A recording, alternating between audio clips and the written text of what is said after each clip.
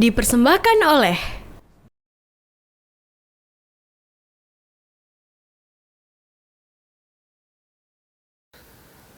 Assalamualaikum warahmatullahi wabarakatuh. Alhamdulillahil malikil mannan al-hakimir rahman.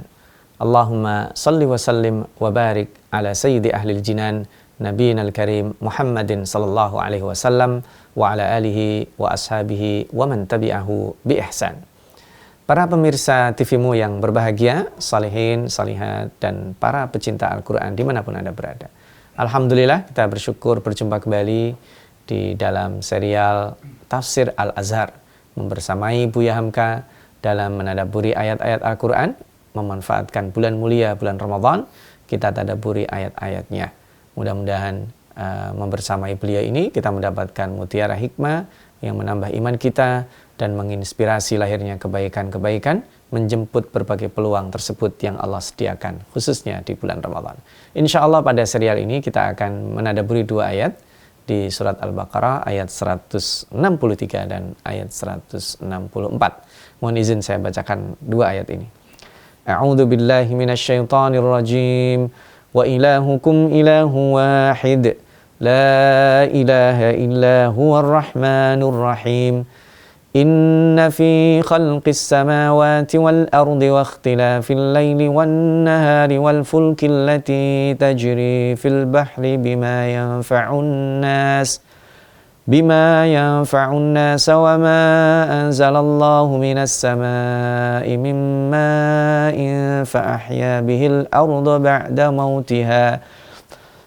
mautiha wa batha fiha min kulli dabbatin wa tasrifir riyahi was sahabil musakhkhari bainas samai wal ardi la ayatin liqaumin ya'qilun. Subhanallah. Buya Hamka memberikan subjudul pada tafsiran beliau, mengenal Allah dengan memperhatikan alam. Masya Allah. Saya jadi teringat sebuah riwayat yang menyebutkan Rasulullah Sallallahu Alaihi Wasallam dalam beberapa kesempatan ketika beliau bangun di malam hari sebelum melakukan sholat malam, beliau kadang keluar untuk melihat ke langit. Beberapa saat beliau terfekur dan terdiam untuk memperhatikan alam semesta.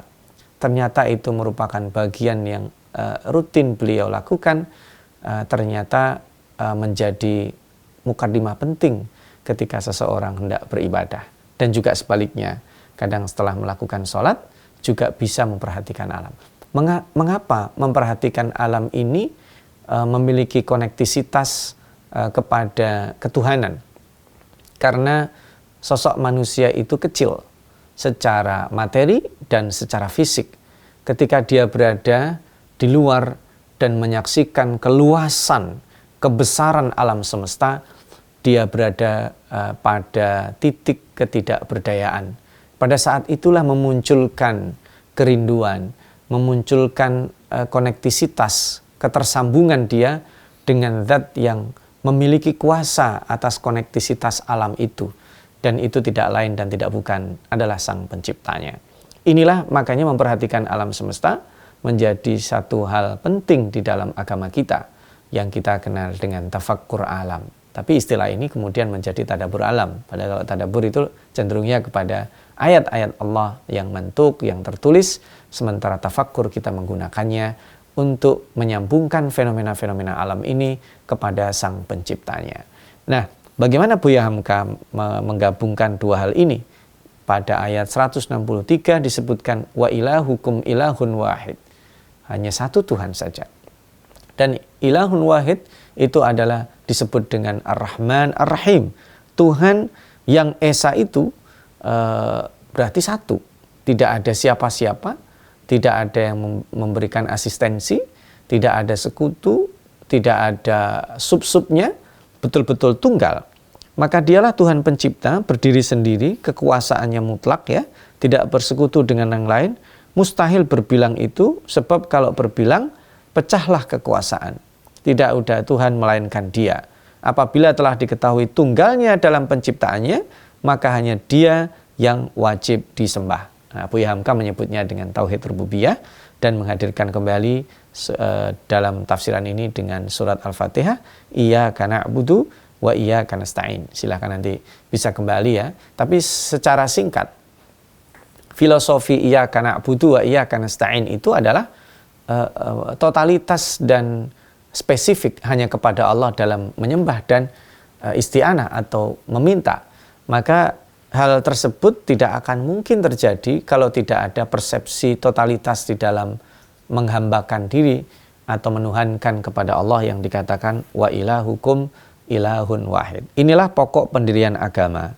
Artinya la ilaha illallah atau ilahun wahid itu adalah pokok pendirian agama ini, yaitu tentang keesaan Allah. Lalu yang kedua, ada frasa yang maha murah lagi maha penyayang, maka terasalah kemurahan Allah, kasih sayangnya di seluruh alam, dan tiada berserikat dan pemurah serta pengasih. Maka ayat ini menanamkan rasa tauhid berikutnya, yaitu rasa cinta. Artinya begini, kalau orang tua punya anak lebih dari satu, lalu kemudian dia sanggup memperhatikan anak-anaknya, hak-haknya tertunaikan dengan baik, maka rasa cinta dan respek anaknya kepada ayahnya pun besar. Nah, apalagi Allah, zat yang maha sibuk, tidak pernah tidur, tidak pernah lalai sedikit pun, tidak pernah mengecewakan kita, memberikan segala kebutuhan kita. Para pemirsa coba bayangkan, yang kita hari ini terbangun dari tidur, siapa tadi malam yang meminta supaya giginya disehatkan? Pasti hanya yang sakit gigi. Yang meminta supaya matanya disehatkan, pasti hanya yang sakit mata. Yang meminta supaya kakinya disehatkan kembali, pasti hanya yang sakit kaki. Sementara orang yang matanya sehat, yang telinganya sehat, yang kakinya sehat, dia tidak akan sempat meminta kesehatan-kesehatan itu. Dan pagi hari ini, pada saat kita terbangun, kita mendapati semua baik-baik saja. Itulah yang disebut dengan maha pemurah dan maha penyayang. Allah juga memberi bukan hanya orang-orang yang beriman kepadanya, tapi juga orang-orang yang menyekutukannya, orang-orang yang ingkar kepadanya, orang-orang yang tidak mau percaya kepadanya, tetap Allah berikan fasilitas yang luar biasa itu. Itulah Tuhan yang satu yang menyembah Allah Subhanahu wa ta'ala. Lalu fenomena alam apa yang menjadi pendukung kita bisa tersambung, terkoneksi dengan keesaan Allah itu? Insya Allah setelah break kita akan lanjutkan kembali para pemirsa. Para pemirsa TV-mu yang berbahagia, salihin, salihat, para pecinta Al-Quran. Jadi maha kemurahan Allah tadi itu, penyayangnya Allah akan terlihat kalau kita mau memperhatikan alam semesta. Kita lihat misalnya pada ayat 164 ya. Penciptaan sesungguhnya pada kejadian semua langit dan bumi. Ini pertama kali diperhatikan yaitu tentang semua langit dan bumi. Ini khalqis samawat, berarti langit-langit, bukan hanya satu langit ya. Menghadap dan mengadahlah ke langit yang tinggi itu. Berlapis-lapis banyaknya, cuma mata kita dalam tubuh yang kecil ini hanya dapat melihatnya sedikit sekali. Sungguh sangat sedikit yang dapat dilihat, sudahlah sangat mengagumkan. Langit itu membawa perasaan kita menjadi jauh dan rawan sekali. Mengagumkan dia pada malam hari, menakjubkan dia pada siang hari. Di sana terdapat berjuta-juta bintang, tapi hanya sedikit yang dapat dilihat dengan mata. Lebih banyak lagi yang tidak terlihat. Bumi salah satu dari bintang yang banyak itu. Kita berdiam di bumi dan merasa bumi sudah besar. Padahal ini hanya sebutir pasir di antara bintang berjuta. Dan seterusnya. Beliau sampaikan itu dengan bahasa yang sangat puitis sekali. Jadi kembali kepada yang dilakukan Rasul tadi. Kalau kita memposisikan seperti itu, maka akan luruh keangkuhan kita. Kita yang mungkin sudah bergelar, wah hebat, sering mendapatkan penghargaan, rekognisi dan pengakuan dari dalam luar negeri macam-macam, punya kekuasaan di sana sini, punya koneksi di sana sini. Kalau dia berdiam diri memperhatikan alam semesta, maka akan luruh keangkuhannya. Dia akan perlu, dia akan merasa ada zat yang sangat-sangat besar sekali. Padahal dikatakan inna fi khalqis samawat. Ini baru langit yang dia lihat sedikit. Dan itu juga sebagaimana eksplorasi para ilmuwan dunia terhadap alam semesta yang hingga hari ini tidak berhenti, itu pun sudah membuat kita bergeleng-geleng karena kecil sekali. Dan setelah lama kita menengadah ke langit, mari menegur ke bumi, kata Buya Hamka. Pada kejadian bumi pun adalah sangat hal yang menakjubkan, takjub yang tidak akan selesai-selesainya selama umur masih ada, selama akal masih berjalan, dan selama bumi itu masih berkembang. Dia hanya satu di antara berjuta bintang, tapi alangkah banyaknya rahasia yang terpendam di dalamnya. Perhatian atas kejadian bumi adalah perhatian yang kedua, setelah tadi langit ya ke atas ya. Bumi hanya seperempat daratan dan 3/4-nya adalah lautan. Tiap terbuka rahasia baru, ternyata bahwa di belakangnya berlapis-lapis lagi rahasia kejadian lainnya. Dan ini semakin kita mendapatkan rahasia yang terbuka tentang bumi akan banyak. Lalu beliau sampaikan pada perubahan malam dan siang, ini pergiliran bumi mengelilingi matahari, ya, dalam falaknya sendiri yang menimbulkan hisab dan hitungan yang tepat sampai dapat membagi tahun, bulan, hari, jam, menit, serta detik, sampai dapat mengetahui peradilan musim dalam setahun, sampai manusia hidup di dunia mencocokkan diri dengan edaran malam dan siang itu. Intinya, setelah kita memperhatikan langit, bumi, kita pasti akan tertarik apa sebenarnya rahasia dari itu. Maka Allah tuntun kita untuk mengetahui di sini ikhtilaful laili wan nahar. Siang dan malam. Subhanallah. Pergantian siang dan malam ini itu adalah nikmat. Karena kalau malam itu terus-menerus membuat frustasi orang. Kalau siang terus-menerus juga tidak enak. Kita kerja terus tidak bisa istirahat. Maka pergantian itu juga menumbuhkan harapan bagi seseorang. Maka pergantian ini menjadi sunnah. Orang itu kalau stagnan dia akan bosen. Kalau begitu terus dia juga tidak dinamis hidupnya. Maka pergantian ini membuat manusia ada sedikit perubahan yang membuat dia bergerak dari satu masa ke masa lain. Dan itu kenikmatan yang diberikan oleh Allah adanya siang dan malam. Sekalipun mungkin orang berada di ruangan tertutup, dia tidak tahu siang malam, tetapi secara psikis dia tahu dan terberitahu bahwa ada pergantian siang dan malam itu. Ya, di samping juga untuk mengetahui exactly secara tepat waktu yang dibutuhkan. Karena misalnya kita janjian sama orang, harus jelas tanggal berapa, jam berapa, selain juga jelas janjiannya di mana. Dan itu manusia diberi bekal pengetahuan-pengetahuan tersebut oleh Allah Subhanahu wa taala. Dan teratur itu peredaran bumi, perjalanan matahari, sampai orang dapat menerka akan terjadi gerhana matahari. Manusia memastikannya dengan ilmu, tapi tentu bukan untuk urusan yang gaib, karena ada terkait astronomi dimanfaatkan untuk peramalan, dan itu sesuatu yang tidak disukai oleh Allah Subhanahu wa taala. Lalu masuk berikutnya, ya, yaitu setelah penciptaan langit dan bumi, perbedaan siang dan malam. Di sini ada disebutkan al-fulki wal fulki allati tajri fil bahri, dan kapal yang berlayar di lautan membawa barang yang bermanfaat bagi manusia. Subhanallah. Kapal ya. Penyebutan kapal pada saat teknologi belum semaju sekarang, ini kata Buya Hamka ya. Sejak zaman purbakala manusia pun telah tahu membuat kapal. Makanya manusia berani membuat kapal meskipun sederhana sekali. Ini karena pengetahuan manusia tentang peredaran angin dan laut.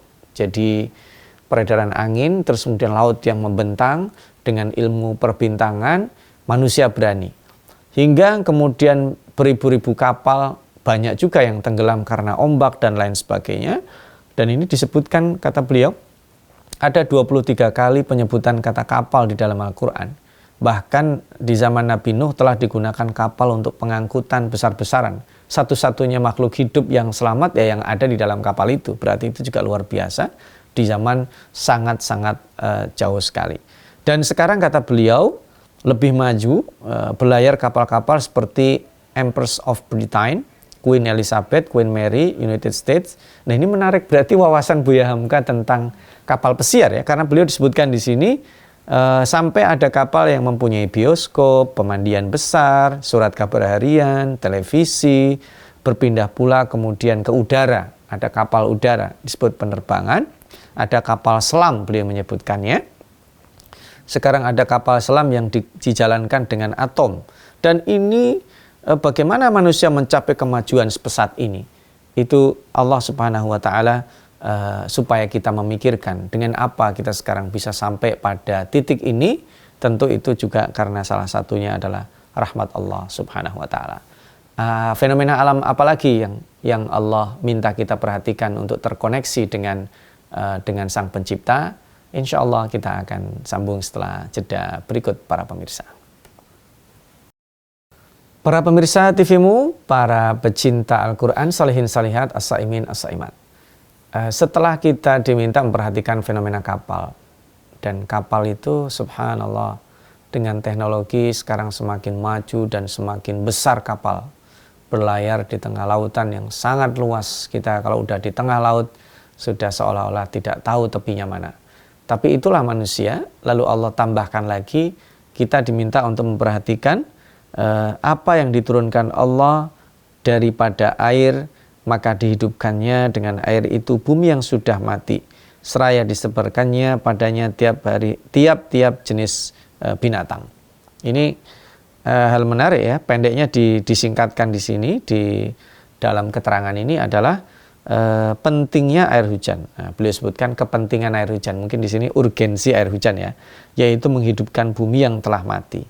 Kalau hujan sudah datang, bumi pun kembali hidup, tumbuh segala macam tumbuhan, adanya air hujan ini meresap ke bawah tanah, kelak menjadi telaga, mengalir menjadi sungai, bandar berkali untuk mengairi sawah dan ladang. Alirannya sampai tempat yang sangat rendah, lalu menyusun sampai menjadi laut, ya, banyak airnya, lalu menguap lagi. Ini ada siklus air. Dan luar biasa, kalau kita perhatikan, air ini menjadi menarik karena Allah menyebutnya dengan sigat atau redaksi single. Jamaknya sendiri miyah, ya, karena air sebenarnya kalau dari sisi bendanya tidak ada air itu satu atau banyak, karena air hujan turun pasti rame-rame, dan kita menentukan ini air nggak rame mana nggak, susah kita. Tapi dalam bahasa Arab itu tetap single, sedangkan pluralnya adalah miyahun. Tetapi faktanya Al-Quran tidak pernah menyebut air secara plural. Al-Quran menyebutnya single, artinya air yang diturunkan Allah dari langit ke bumi satu jenisnya.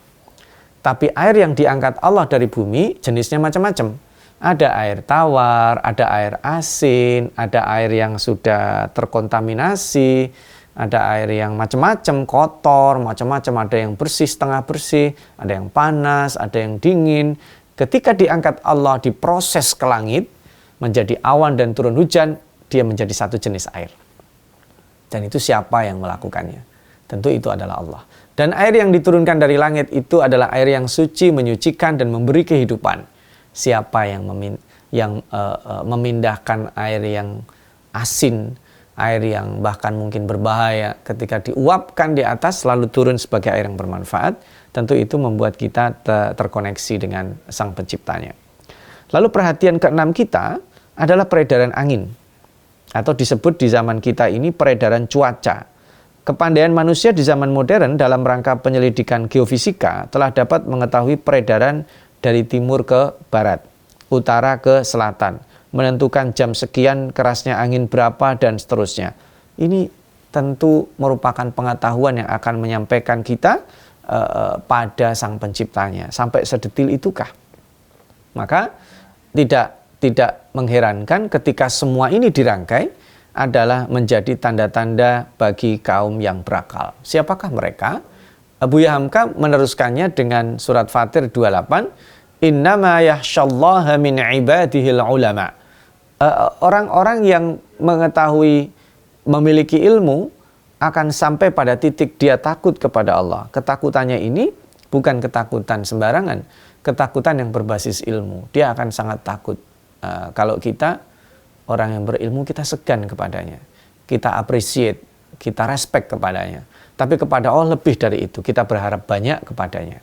Nah, maka di sini Buya Hamka banyak menyebutkan para ilmuwan yang melakukan percobaan, lalu mengetahui sampai titik terakhir, bahkan ada yang sampai mencari Allah. Di sini disebutkan lagi banyak hal ya, mungkin para pemirsa TV-mu yang berbahagia bisa melihatnya di halaman 302, 303. Banyak dari sisi fisikawan, ilmuwan yang lainnya disebutkan oleh beliau, sampai pada muara bahwa sekalipun itu mungkin ditemukan oleh orang-orang non-muslim, tapi kita sebagai muslim ketika membaca itu fenomena-fenomena yang banyak sekali diungkapkan, renungkan kembali ayat yang kita tafsirkan ini.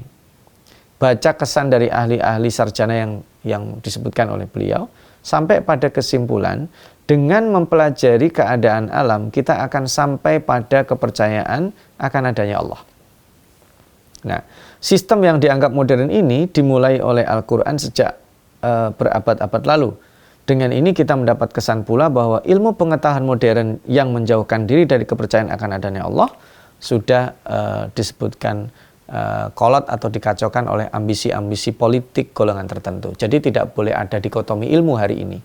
Dengan mempelajari dunia kedokteran, ilmu alam, fenomena apa saja yang kita lihat tadi, ternyata menyambungkan kita pada hadirnya Allah pada kehidupan kita. Terutama kalau kita lihat tadi kecilnya materi manusia, bumi tempat kita ada, kita akan tersambungkan kepada kemahaluasan dan kemahabesaran Allah yang menciptakan banyak hal tadi. Ada takeaway lesson penting yang bisa kita bawa pulang dengan dua ayat yang tadi kita tadabburi bersama di ayat 163 dan 164, bahwa mengenal Allah sebagai Tuhan itu adalah fitrah manusia. Tapi kemudian orang yang sudah mengenal Allah menindaklanjutinya dengan beribadah, itulah yang perlu bimbingan wahyu. Maka ketika wa ilahukum ilahun wahid, la ilaha illahu rahmanur rahim, itu adalah bimbingan harusnya kita merapat kepada zat yang maha esa, yang dikatakan wahid, satu itu. Karena angka satu menjadi angka terbanyak di dalam Al-Quran, menandakan tunggalnya Allah, menyatunya Allah subhanahu wa ta'ala. Kemana aja kita lihat kelihatan Allah gitu maksudnya. Tadi kita ngelihat langit, bumi, Allah di sana. Kita lihat siang dan malam, siapa yang menggantinya? Allah. Kita nggak sanggup itu. Ditunda sedikit aja nggak sanggup. Lalu kemudian ada menciptakan ilmu sehingga orang berani belayar, itu Allah di belakangnya. Ada pengetahuan tentang angin, tentang cuaca, tentu ada Allah di sana. Maka dengan ini, jika ilmu-ilmu tersebut semakin mendekatkan kita, berarti kita on the track. Tapi hati-hati, jika kita mempelajari ilmu, membuat diri kita menjadi angkuh dan superior, apalagi merendahkan orang lain, pertanda kita keluar dari track yang akan menyampaikan ilmu pengetahuan pada pencipta yang hakiki. Mudah-mudahan dengan ilmu ini, memperhatikan alam ini, kita semakin merasa perlu Allah, dekat dengan Allah, dan tentu mendapatkan pengaruh dari yang disebut tadi Ar-Rahman Ar-Rahim, semakin dicintai dan disayangi Allah. Nasrun minallah wa fathun qarib wa basyiril mu'minin. Wassalamualaikum warahmatullahi wabarakatuh.